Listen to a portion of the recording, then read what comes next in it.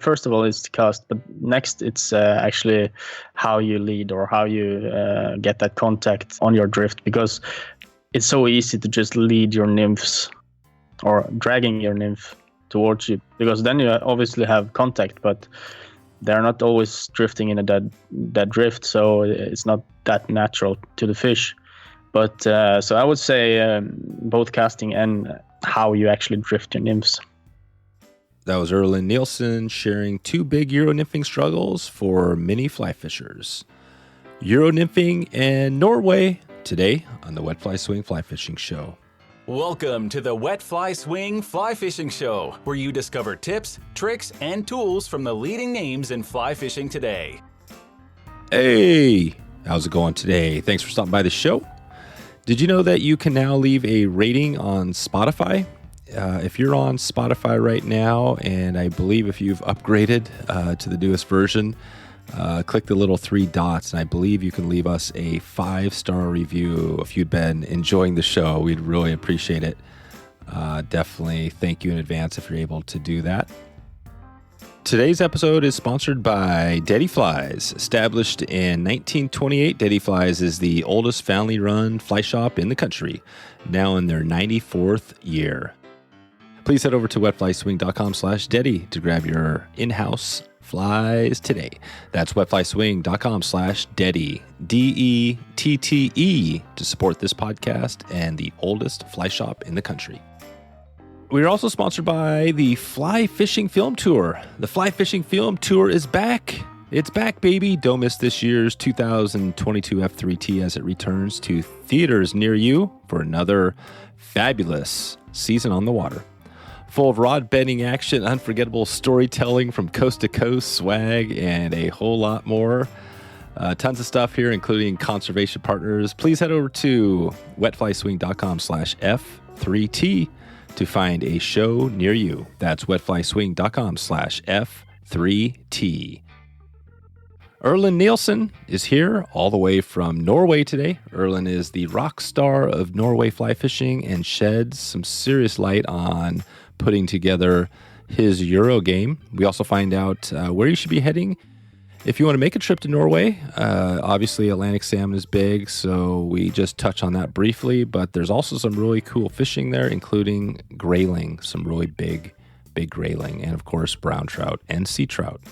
Brown trout or sea trout. So we're going to get into all that with one of the best in Norway today. So without further ado, here is Erlend Nilssen. Let's go. How's it going, Erlend? Hi, thank you. It's going quite nice, but the winter time is it's cold and dark over here, so not too much fishing. Yeah, that's right. So it's pretty. So tell us what the winter's like there. First of all, because Norway always seems like one of those places that you would love to live. But what's it like right now? Actually, I'm quite happy with the place I live, because I live on the west coast, southern west coast of Norway. So we have kind of a mild climate, but right now it's raining like crazy and about 10 degrees Celsius. So we just had our winter, I think, because 1 week ago it was minus and snow on the ground. So yeah. Oh, there you go. Yeah, 10 degrees Celsius. I'm always bad at the conversion, but I think that's somewhere in the like 40 to 52 degree Fahrenheit. So that's kind of like where we're at too. Yeah, it's cold and wet here as well right now. So we're kind of in similar environments, it feels like. Yeah. So, okay, well, we're going to dig into today.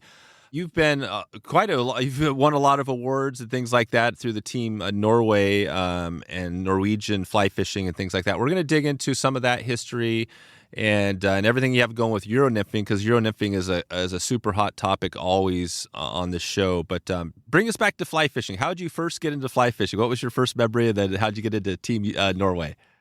Yeah, I have a couple of brothers. That's 15 and 16 years older than me. So when I was probably around 10 years, they took me on a fishing trip and started fishing with them. And just short time after, my one of my brothers got into the competition scene, and he dragged us all in there. So and I've been competing since 2000. So it makes it 22 years. This year. Wow. So I've been in there since I was a youth, though. But yeah.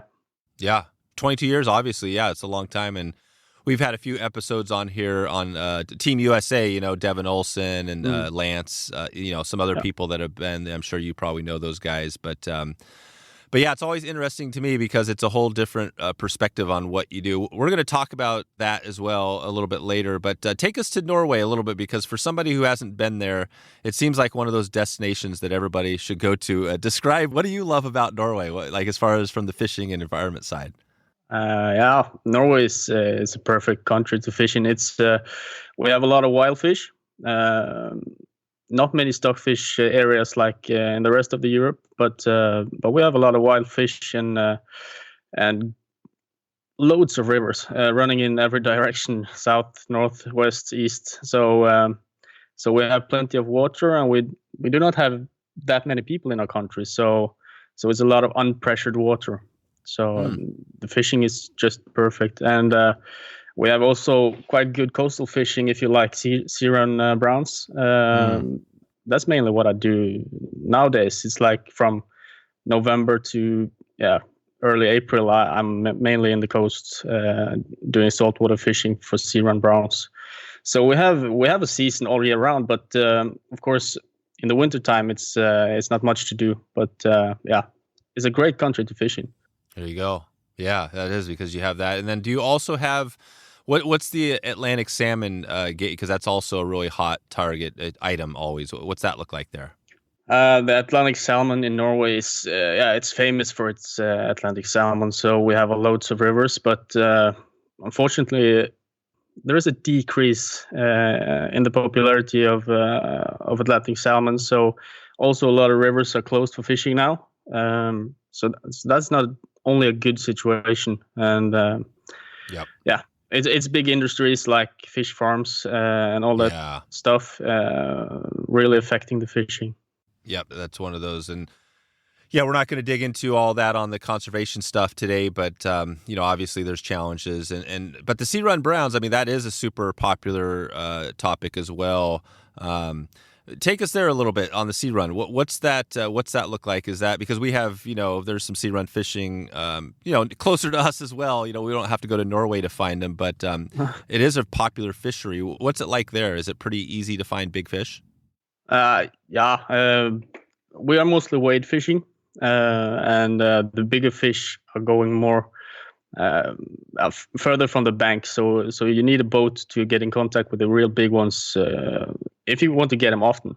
But there are certain times during both fall and spring when they come quite close, and it's an amazing fishing when you hit those big SeaRuns, because they are so strong and they are so beautiful. So it's an amazing fishing.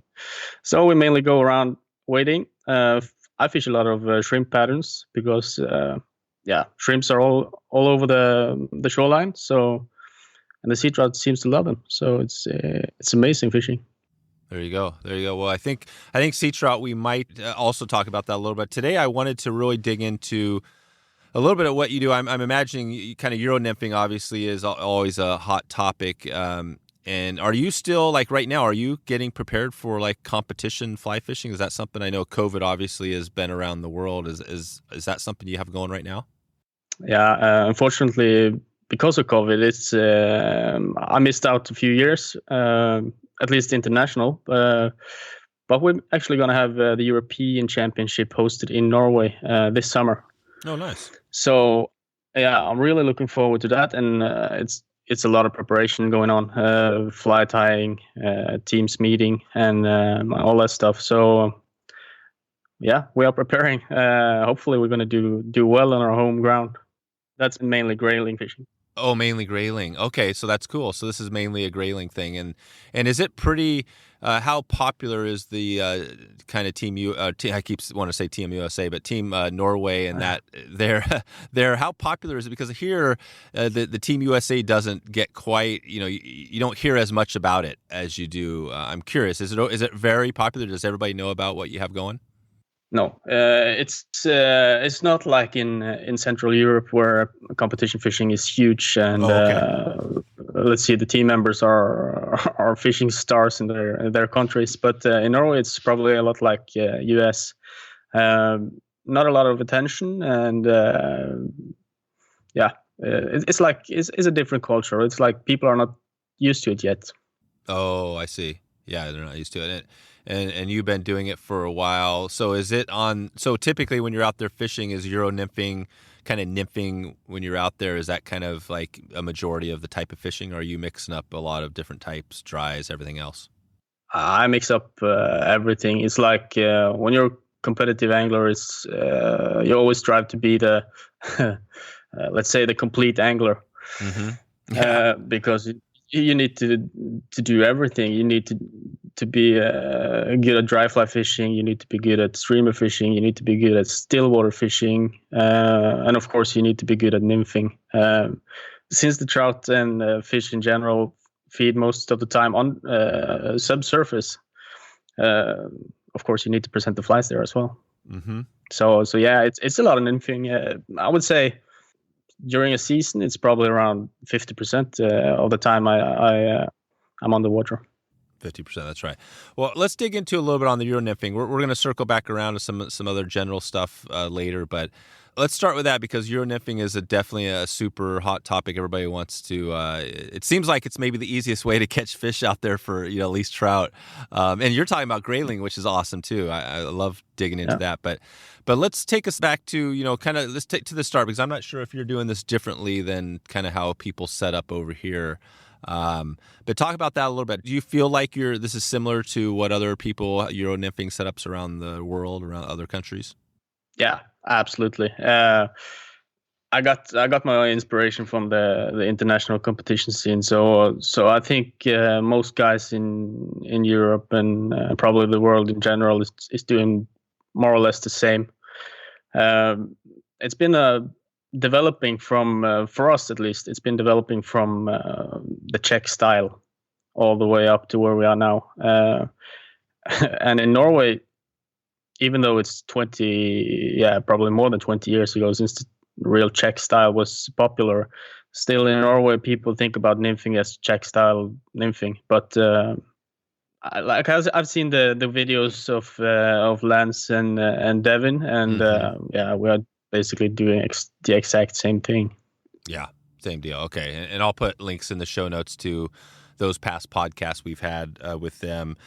So take us back, because it's been a little while since we've done it. Is the Czech style nymphing, how is that different than, say, some of the other types of nymphing? Or is everybody is Czech style kind of what everybody's doing? I can't really remember exactly. Czech style is where it kind of begun, and it's a shorter distance. It's more, you're fishing more straight on the rod tip, but I would say that the European nymphing, where it's now, it's a much more effective technique than only the Czech style, because the Czech style is perfect for grayling, for example, because the grayling is not that easy spooked. They stay close to your feet, and they even come to you if you're standing in one place long enough. Because yeah, because you have insects or nymphs climbing on your waders, and the graylings will come up there. So that kind of amazing. That kind of nymphing is quite close to Czech style. But when I go trout fishing, I'm more upstream kind of nymphing with longer drifts and lighter flies. Gotcha. Yeah, that's cool. So fish are literally coming up. I didn't really know that about grayling. So it's almost like they're a pet. They're kind of coming up right up to you. You can almost touch them. They are real social, and they school up. So if you find one, you find 30. So it's like, they are quite special. And for me, it's trout first, but grayling can be fun sometimes. But yeah, it's at least that's a Scandinavian grayling, because I fish grayling in central parts of Europe, and it's quite different. Oh, okay. I remember a guide we had in Slovakia a couple of years ago when we had a world championship there. He said that we caught a lot of grayling, but they were all less than 30 centimeter. So he said that everybody can catch a trout, but if you can catch a grayling over 30 centimeter, then you're a master. No kidding. So yeah, that's quite different from the grayling we have here. It's I think we have just such a big popularity of them, so it's a big competition about the food, and that's probably why they act the way they do. There you go. And I'm just trying to look up. Yeah, I always forget my centimeter thing. So it's about half an inch. So you're talking 15, 16, 17 inches, something like that. Yeah, correct. Which is great. Yeah, and I was just talking to somebody. We had somebody. We were talking about Alaskan. Linda was on recently talking about Alaskan grayling, and she was fishing some areas where they had them up to like 20 inches, which is a pretty good, right? That's a monster grayling. Yeah, but that's what we have in Norway. We have maybe not 20, but at least like 50 centimeter. 50 centimeter, yeah, up to 50 centimeter. We have lots of grayling that size. So wow. We have quite big grayling in Norway, but they're kind of easy to catch if you know where they are. Yeah, exactly. Yeah, I've been watching a few of your YouTube videos. I think that's kind of your channel. It's obviously in a different language, and you're doing a great job, speaking English here. But yeah, so on those videos, it's pretty cool because I was watching some in a different language, and it's just fishing videos, right? It's kind of funny. They're still cool to watch. Okay. So, and what about trout? You mentioned the sea trout, the brown trout. What are the trout species there? Is that the main one? Yeah, that's it. Every other trout that's in Norway is not native. So we don't have, like I said earlier, it's not a lot of stocked fish. So it's mainly fishing on native browns. Yeah, and we also have Arctic char, of course, but that's more in the lakes. Oh wow. Yeah, so Arctic char. Yeah, you have some cool. That's the cool thing about it is that you do have. I mean, obviously brown trout are all over the world now. Yeah.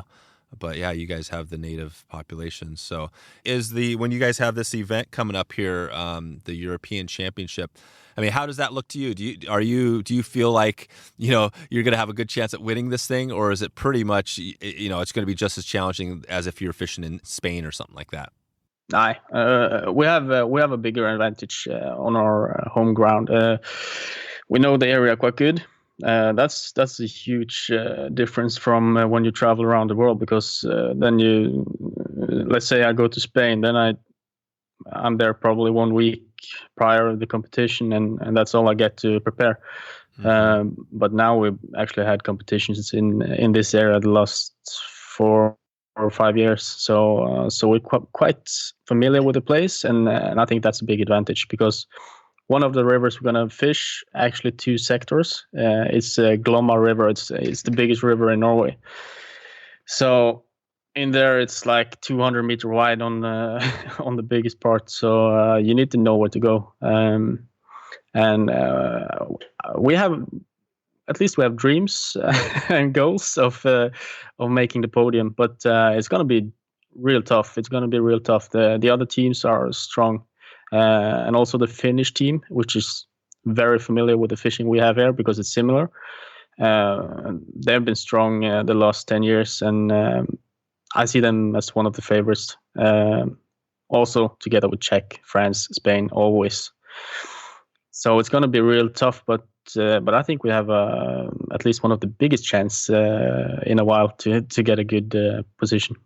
There you go. And you have the people on your team. Do you know who's all going to be there with you? And are they all people that have been doing this for 20 years, or is there a good mix of experience? It's a mix of experience, but I know them well, and it's all very experienced fishermen. And I think this team that we have now is one of the strongest we've had in a while, because it's been a big variation inside the Team Norway. The last year has been a lot of new ones coming and going, and not really consistent. And I think that's important to make it good.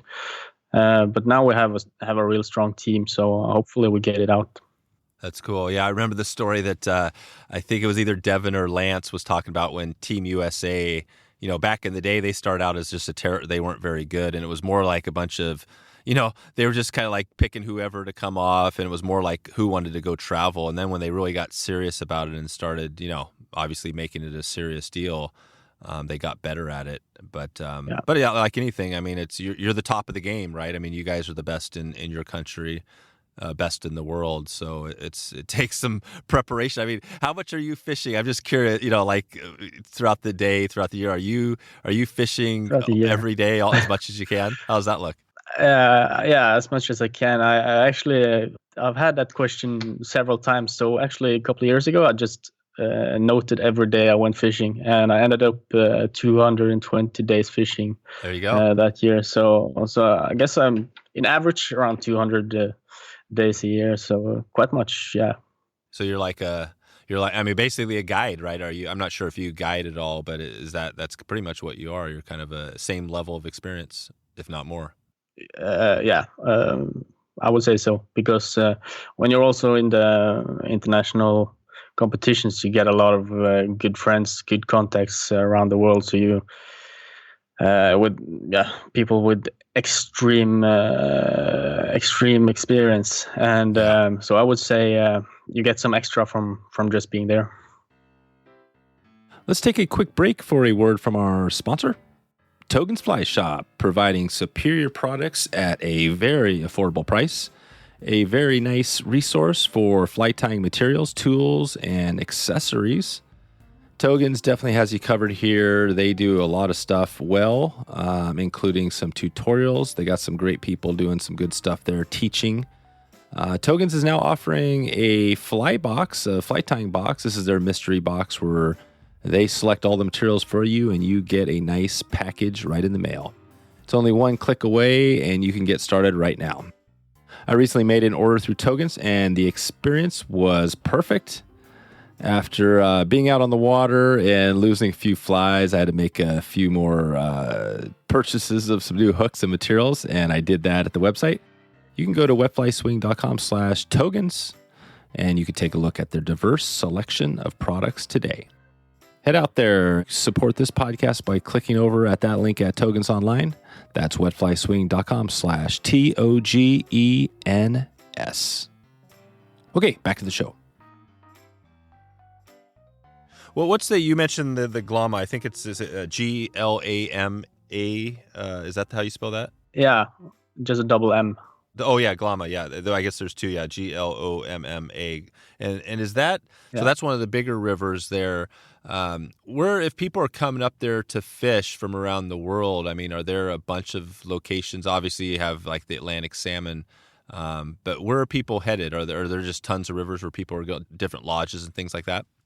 Yeah, there is a lot of places. We have for Grayling, Glomma is very famous. It's long, so you have a lot of places. But Glomma is very famous from at least in the rest of Europe. A lot of people going there. If you want to fish trout, Hemsedal, it's in the middle of it's actually in the mountains in the south. That's very good trout river. And we also have a lot of other good trout rivers just around Hemsedal, just in the middle part of around the mountains. Okay, and that's let's see, I think that's Hemsedal is. I guess we can spell that. I'm just trying to. How do you? Is that Hemsed?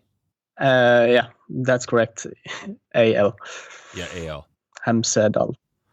Yeah. Okay.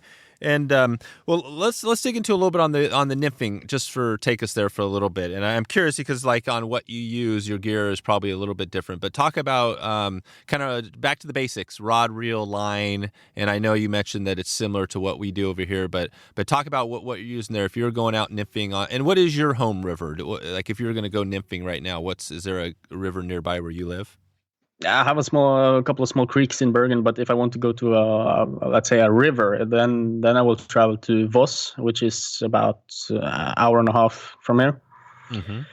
Voss, and we have another river called Ekso. That's about the same distance. So both those rivers is more or less my home river. That's it. And is that again? Sorry to bug you on the. I'm just trying to get these down. So it's VOSS, right? Voss. Yeah.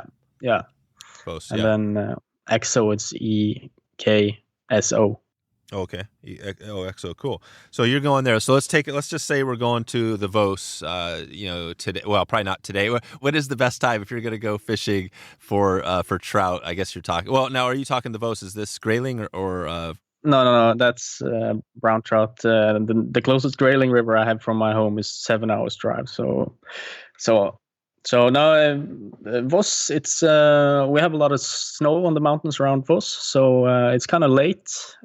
It's in the second half of June, I would say, till throughout September. It's prime time all year, or all that period, because normally we have good water flow from the snow melt and stable temperatures. So it's a very good period to fish there.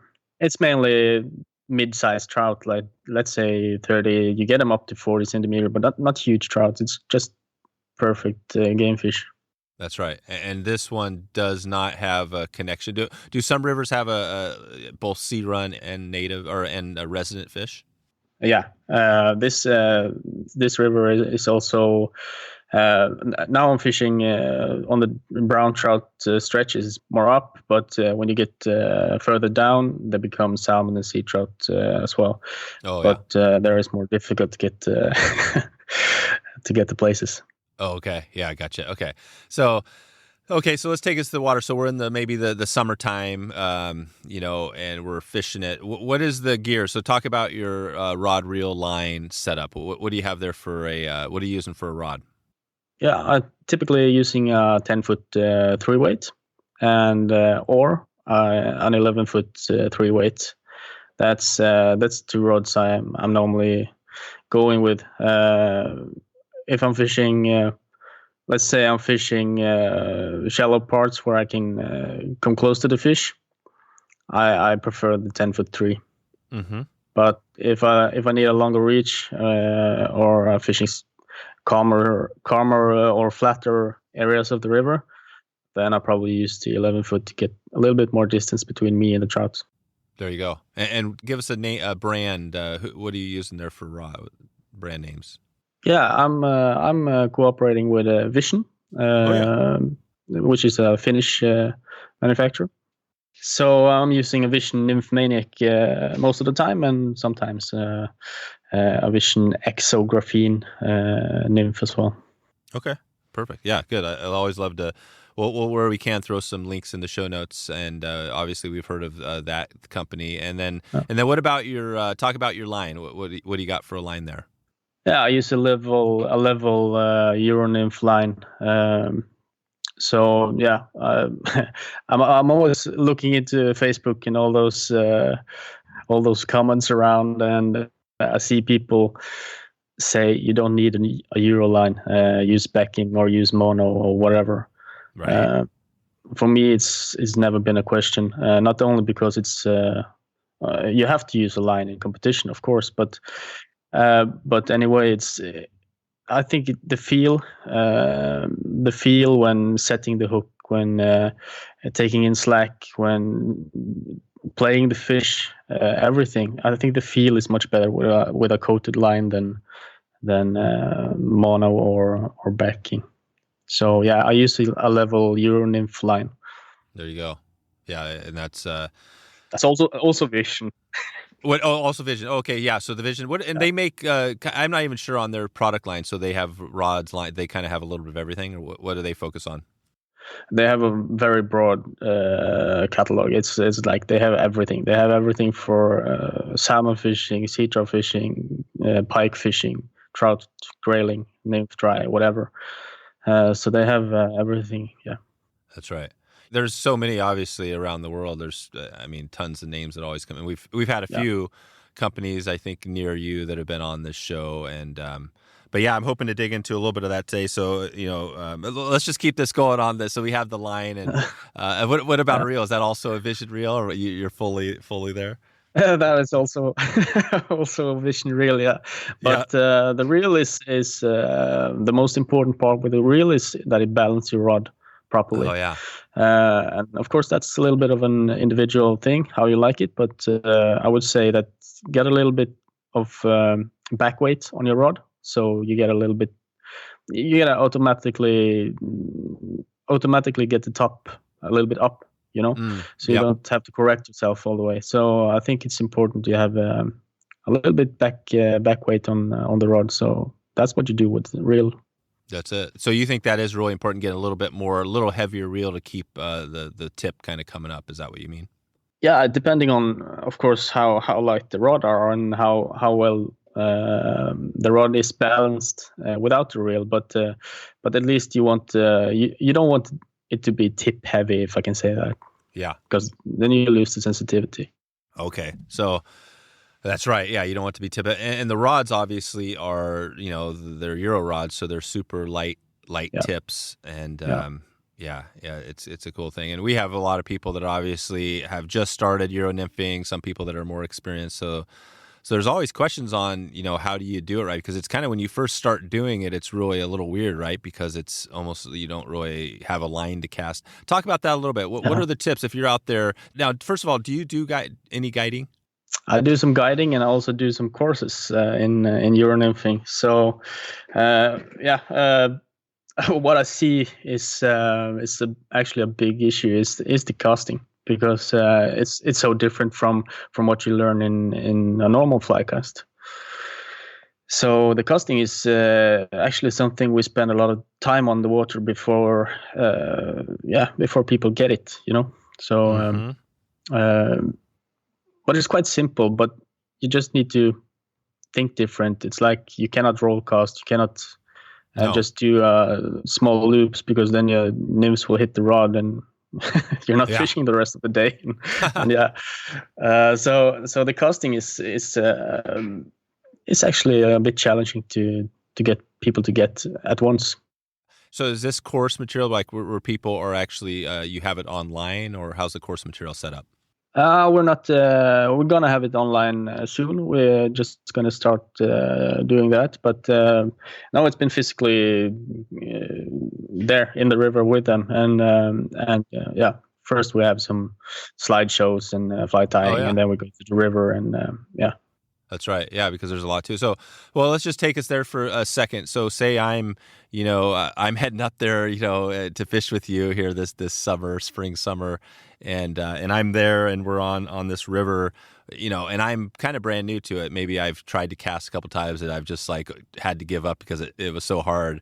How do you start me out? What's the first thing you do if I've got the rod in the hand? How the casting thing? What do you tell somebody? So if they're really struggling, how do you make the cast? The easy way is to I don't know what you call it. Maybe you call it water load, I guess. Oh yeah, water load. Yep. Yeah, just put the nymphs downstream of you and have that tension, and then just bring them upstream, because then you have the tension in the rod, and it's more natural. The problem is when people are trying to do it in the air, because they are not patience enough, so they don't let the flies get all the way back there before they start the movement towards the fish. So I would say start with the water load. Just bring those flies downstream of you and chip them up. Yeah. So the water load's big, and then you're probably doing some stuff with your other hand to kind of speed up the haul the line, that sort of thing. Or what other tips would you give somebody? So they got the water load, and how far can you cast, and how can you shoot a further cast, or are you trying to stay within, pretty close to you? Yeah, you try to stay within 6-7 meters because you will have some trouble taking up that slack and get contact with the flies if it's too long. Mm-hmm. So 6-7 meters is the maximum cost, I would say. That's it. So maximum. You don't go longer than 6 or 7 meters ever, really. I do it sometimes, but I don't take people out and say they should do that first. I think it's smart to start short and then get comfortable with it before you start doing longer drifts. But mainly, if you have a drift up to 8 or 9 meters, then you're going to struggle even though you are experienced. Yeah. That's right. Okay, so that's good to know. So and that's roughly 6-7. That's 20 feet. So a good short cast. And are you, when you're doing this, are you typically, well, back to the Voss, if we're on that river, how are you covering water? How are you reading the water? If we were there again, I'm there with you. If you're at a new location, where do you start out, like covering the water when you say, okay, I'm going to find fish here? Yeah, that's always different. But what I always say is to look for variation of some kind. Sometimes you have structure on the bottom that's breaking the current, and that's of course in those seams. It's a natural place for a fish to be. But always look for some kind of variation. If it's small. Yeah, like a break or like anything, any structure. Yeah, whatever. And the best is if you know if it's brown trout or grayling, because then you need to do or search them up in a different way. But if it's brown trout, always fish the margins, the close to the bank, the low of the bank. If it's grayling, okay, wait your hips. Okay. There you go. Really? So you got to get deep. Yeah. Especially in the bigger rivers, but of course in the shallow rivers they always stand anywhere they can stand. But if you're searching for grayling in a bigger river, just wade hip deep and see if you find them there. Huh. And that's because they're just in deeper water for the most part, or and they really like to stay close to the main current. That's one of the things with grayling. They really like the main current. Opposite of brown trout, who mainly tries to avoid the main current and rather stay in the calmer water. So yeah, it's quite different with those two. There you go. Yeah, it's definitely two different species. So yeah. Okay, and so we're on the water and we're fishing near the bank. Let's just take it to the brown trout. So we're fishing near the bank, and leader wise, it sounds like you're probably pretty similar to what we've talked about here before. Just long. How long typically is your leader setup? My leader setup is typically around 17 to 20 foot. It's That's of course some variations. A little bit shorter when grayling fishing, and as long as you can when trout fishing. Right, as short as you can. So how is it different between trout and grayling? Because the grayling is normally closer to you, so you don't need. And when you're taking the fish back to you, it's if you get into that thin leader material in your hand, it's more difficult to get them in. So that's why I like the line, because I can play the fish or fight the fish while holding in the line. So. That's mainly because you don't need to do those long drifts with grayling. So your leader don't need to be that long either. Yep, exactly. What about flies? Take us to the flies a little bit. So what are your, if you're out there nymphing, give us a couple of patterns that you're kind of going to typically out there. Typically, I think the pattern is never the most important. The most important will always be to how you bring the fly to the fish.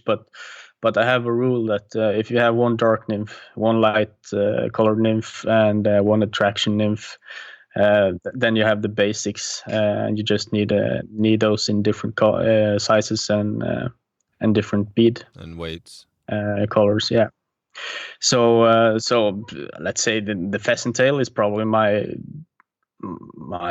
most important nymph. I of course have it in different variations, like different colors and all that. But the Pheasant Tail will never get too old. Of course, the hair's there as well. So then I have a dark nymph, and then I have a lighter nymph. So and I have a couple of tag nymphs.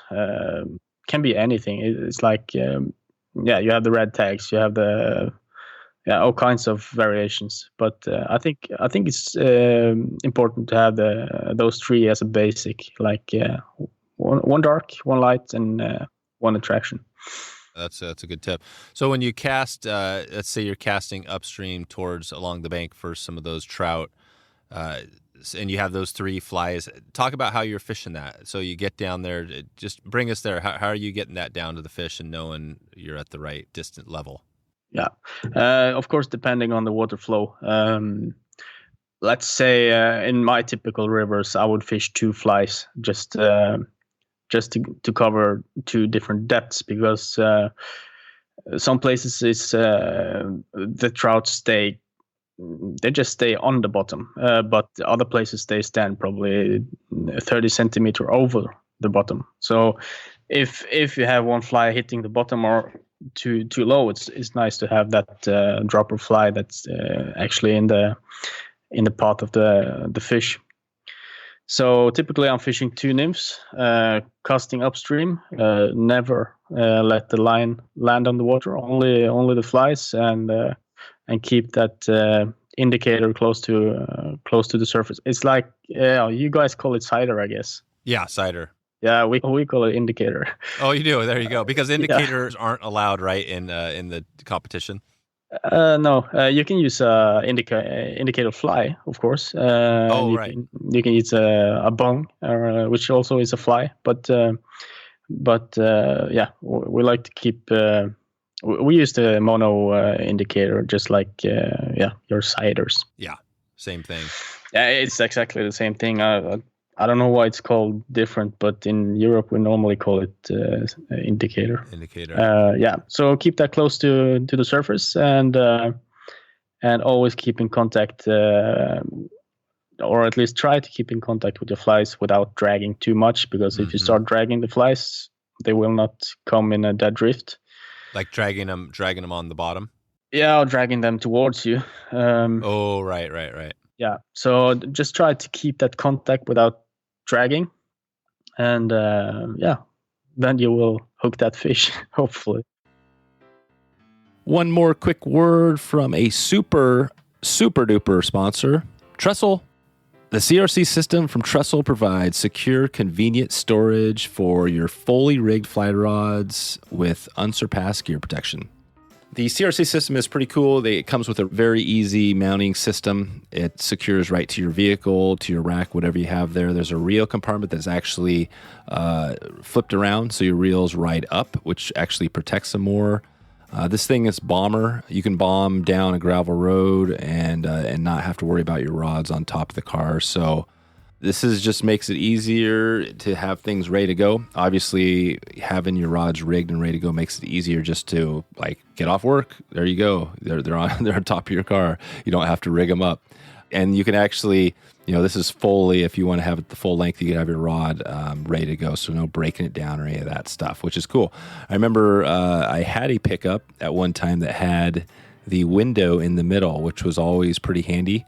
I'd leave my rod fully rigged and they would slip through there, and it actually worked out really well. Now I don't have that option, so having this rod carrier is actually really nice. If you have a car that's not a pickup, your chance of getting a rod fully rigged in your car is slim to none.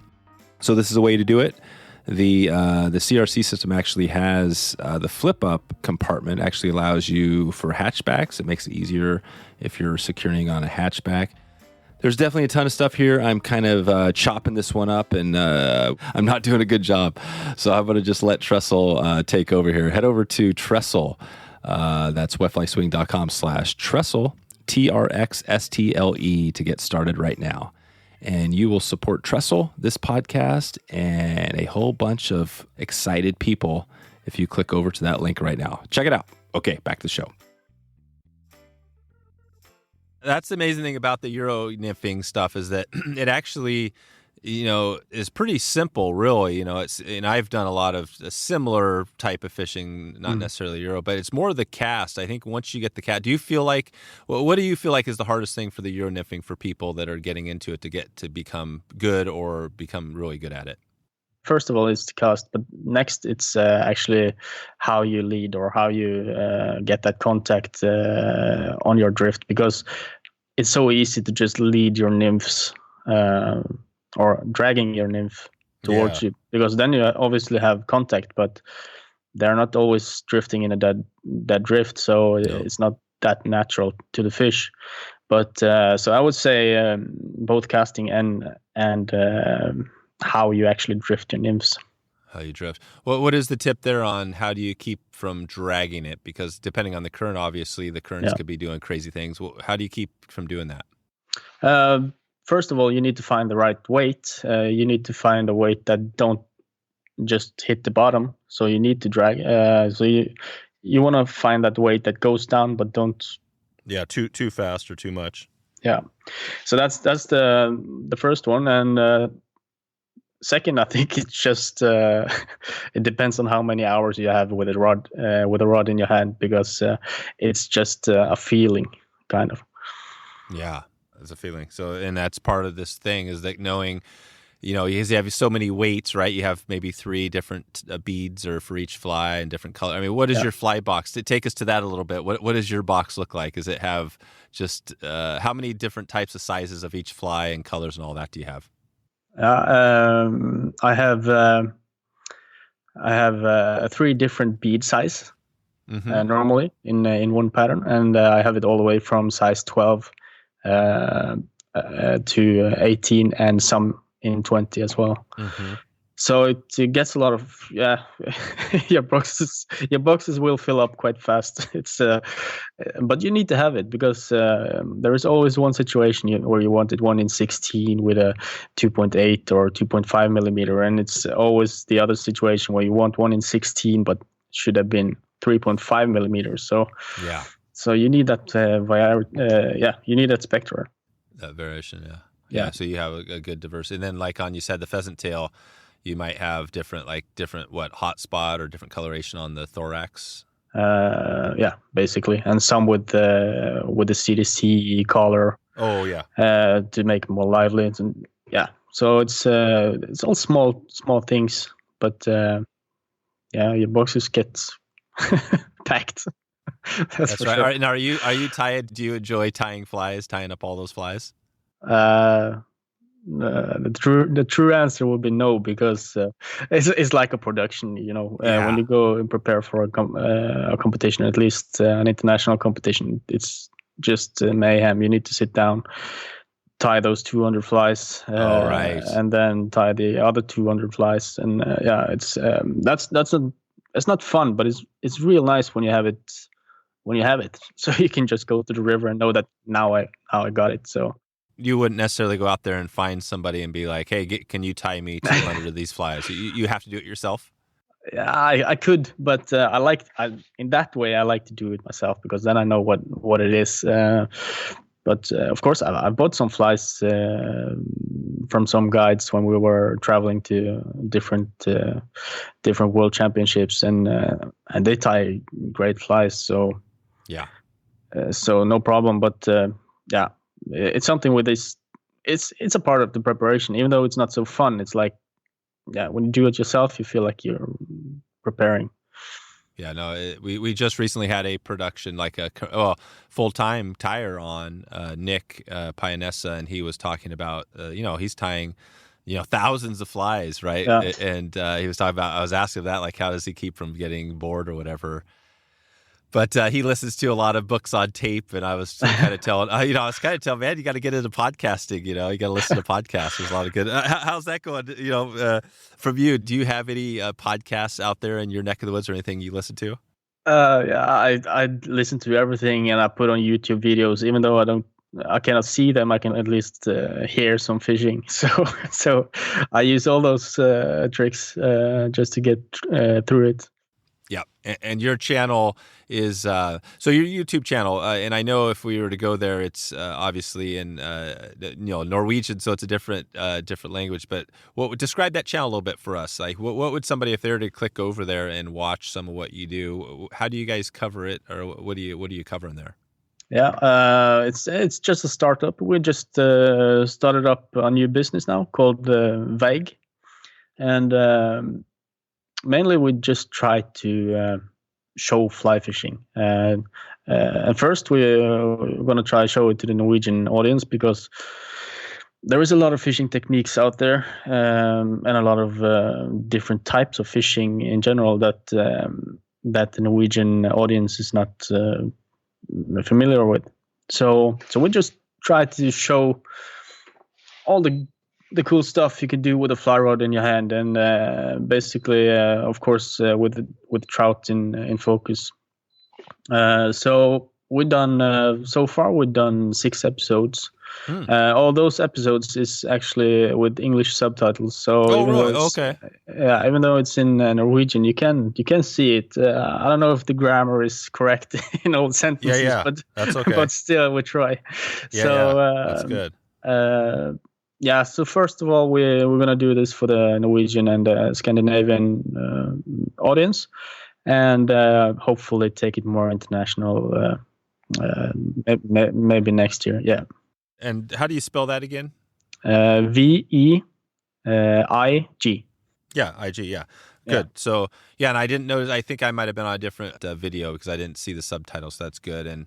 And I know the struggle. We transcribe this whole episode. So as we're talking here, we have a service we pay to transcribe it, and it's in the blog post, so you can go read every word we're talking about right now. But it's not. We don't go into detail. It's about 95% correct. So there's definitely some errors, but that's kind of having that more than having nothing right is helpful. So I think that's a good thing. Yeah, you do that. Okay. Well, I mean, we've kind of dug into it a little bit. I feel like we have a little taste. Anything else you want to shed light on here about what you do? Kind of fishing in Norway or anything else before we start to head out of here? Yeah, I'm just really happy that, or hopefully, that we are able to compete international again. So it's going to be the European this year, and then the World Championship in September in Spain. Mm-hmm. So I'm really looking forward to that. See good old friends. See Lance and Devin again. That's been a few years. So and all those guys. It's I really look forward to it. So yeah, hopefully this COVID stuff is going the right way. Exactly. Yeah. Totally. We're all ready for it to be heading away from us. Okay, so I mean, we're gonna keep our fingers crossed and hopefully you guys can get out there again. But when is this? When is the European competition? When is that set for this year? If I'm not wrong, it's the 4th of July to 12th of July. Yeah, so it's midsummer and should be great. Yeah, gotcha. Okay, and give us let's do the we got a little segment here, Ask a Pro segment. We also call this coffee talk sometime if it's in the morning. But we had a question from Phil in the Facebook group, and this kind of goes in line with what we were talking about on flies. But he said, "What is?" He wanted to know what your favorite color of tungsten bead is, and maybe some tips on kind of tying with weight, or maybe let's start there. What is your favorite color? Do you have one you love to use? Yeah, I have the copper bead is probably the one I use the most. Next after that will be actually black nickel. Oh, really? Okay.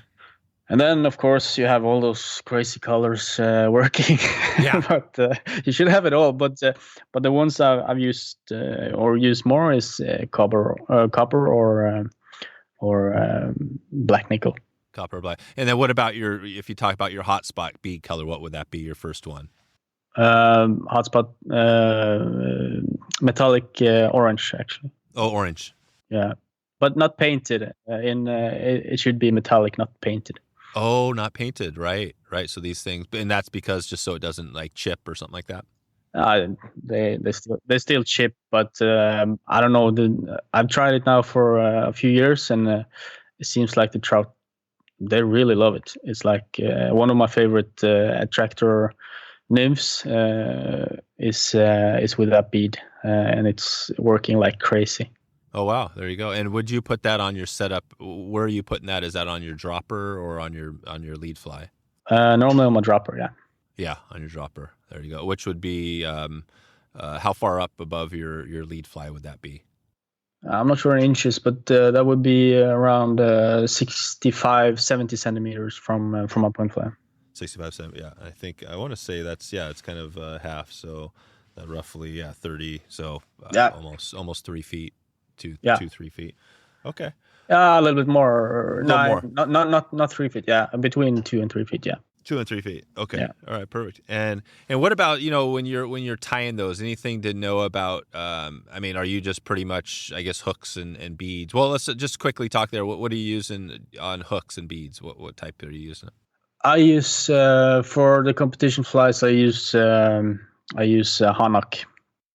Czech brand. Yep. Yeah. And I love the 470 barbless hook.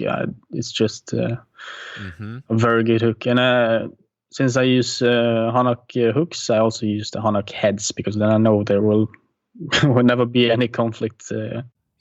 Yeah, that's awesome. Yeah, they're definitely obviously a big name out there. That's good stuff. Okay. And we haven't talked much today about anything. We focus a little bit on Euro, but you said 50% is other, when you're fishing out there in competition. What other, are you kind of mixing that between? Is that mostly like a dry fly sort of thing? Yeah. And dry fly, dry dropper. Yeah. Sometimes streamer, but not that much streamer fishing really. But dry fly is a very important thing, at least on the brown trout. They are normally quite happy to come up, and when I fish a dry fly, I normally fish it single. So yeah, then I have the best drifts, and but also when I said 50%, I was counting also all the stillwater fishing. That's huge as well. Oh, do you guys have lots of stillwater fishing up there? Yeah, we have lakes everywhere. There you go. That's cool. so it's a lot of stillwater fishing, and I really love it. So yeah. Yep, so do we. That's one of those things. It's Stillwater. It's just like today we were talking about what we were going to talk about, and we could have spent an hour on Stillwater easily. Yeah. And maybe we can. Maybe we'll follow up with you and get you on, down the line. We'll talk Stillwater. Who else, would you recommend if other people out there that are in, kind of around your neck of the woods that are kind of big names like yourself that would be good guests? Anybody else we should be checking out? Absolutely. There is a couple of brothers that are doing a lot of salmon and also sea trout fishing, but nice. Mainly from mainly river fishing. I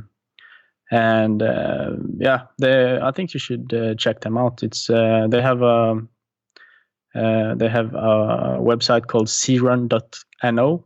Okay. So you should check them out. There you go. SeaRun.No. Awesome. And then what about somebody talking lake or Stillwater? Who would be that person? In Norway? Yeah. Me. Oh, you are. So you're the Stillwater guru too. So are you more of the Stillwater guru, or are you more the Euro Nymphing guru?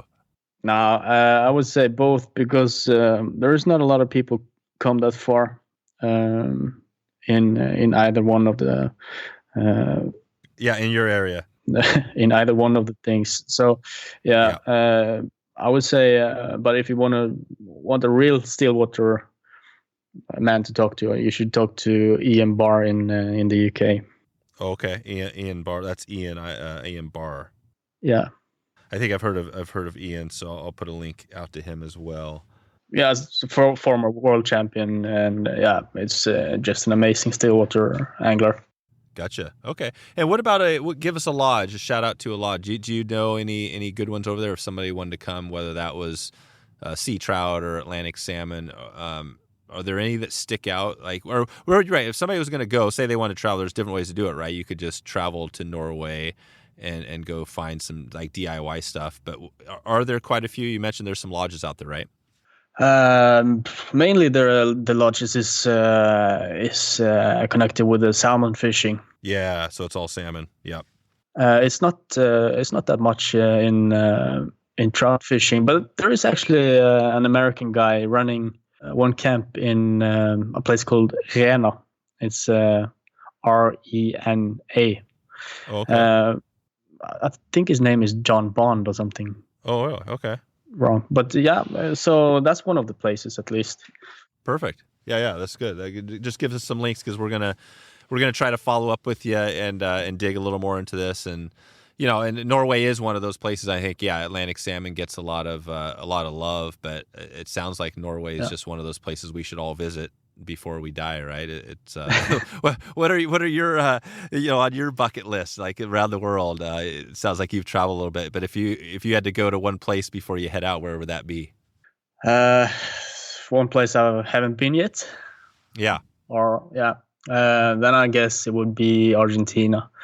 Actually, because I haven't experienced it, and I really want to. There's a lot of things there. It looks interesting. Like, of course, the sea trout in Rio Grande looks perfect, but also, for example, the Jurassic Lake and it looks phenomenal. So that I really want to do. But of course, I really want to come back to Colorado and the United States as well, because that fishing, that was some fishing I really, really enjoyed. Oh, nice. Yeah, you were out here a while back, or before COVID, I guess. Yeah, before COVID. It was during the World Championship in Vail. Oh, yeah. 2016, I guess. Yeah. It was. How was that for you? Was that a challenging trip to, like, fishing wise out here? Fishing wise, it was not too challenging, because it was quite similar to the rivers I fish in Norway, actually. But the climate was different. Some of the insects was, of course, different, but the rivers was quite, let's say, easy to get to know, because they was so similar to our rivers. So, but the scenery, everything, it was just an amazing experience being there, and nice people as well. Yeah, definitely. Yeah, Colorado is for sure one of the hot spots for fishing. Fly shops and just fly fishing. It's a killer place. So yeah. Okay, and what about? I always love to hear about kind of a resource. Obviously you're a huge resource. You've got all this, but who else out there would you recommend in your area if somebody wanted to learn more about kind of the Euro Nymphing? Are there a bunch of resources, or sounds like maybe there's not a huge community out there for people teaching this or guiding that sort of stuff?